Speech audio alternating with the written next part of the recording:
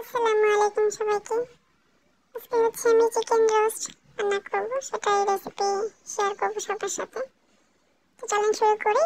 এখানে আমি 1 KG plus মুরগির মাংস 4 পিস করে নিয়েছি এবং এটা ম্যারিনেশন করে রেখেছিলাম সারা রাত। ম্যারিনেশনের ভিডিওটা আমি করতে পারিনি, তো এটা আমি ভেজে নিচ্ছি তেলে প্রথমে।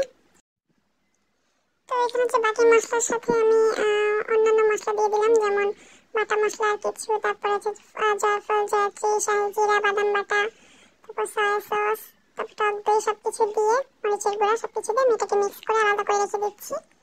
তো ম্যারিনেশন সব বাটা মশলা দিয়ে, গুঁড়া মশলা যেগুলো দেওয়া হয় মাংসে সেগুলো দিয়ে, টক দই কিছুটা দিয়ে আমি মাখিয়ে রেখেছিলাম সারা রাত। তো যাই হোক, এখন মাংস ভাজা হয়ে গিয়েছে। আমি পেঁয়াজ দিয়ে দিলাম শুরুতে, পেঁয়াজটা ভেজে নিচ্ছি এবং যে মশলাটা মিক্স করে রেখেছিলাম সেই মশলাটা আমি দিয়ে দিলাম। পেঁয়াজটা ভাজা হয়ে গেলে ভালো করে মিশিয়ে নিচ্ছি, কিছুক্ষণ কষিয়ে নেব আর কি মশলাটা। এই তো যখন এরকম ফুটে আসবে বেশি, তখন আমি এতে দুধ অ্যাড করলাম। হাফ কাপে একটু কম হবে দুধ অ্যাড করলাম আমি। ভালো করে মিশিয়ে নিচ্ছি।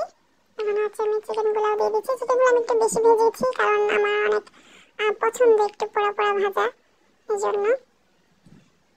এখন আমি টমেটো সস দিয়ে দিলাম, তারপর দিয়ে কাঁচামরিচ দিয়ে দিলাম কিছু, মিক্স করে নিব, ভালো করে মিশিয়ে নিব। কিছুটা কিশমিশ দিয়ে দিলাম, যেটা আমার পছন্দ।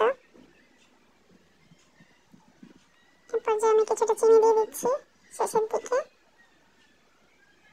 আপনার পছন্দ মতো সব কিছু দিতে পারেন। এখানে কিছু ধনেপাতা দিয়ে দিলাম, যেটা আপনারা স্কিপও করতে পারেন।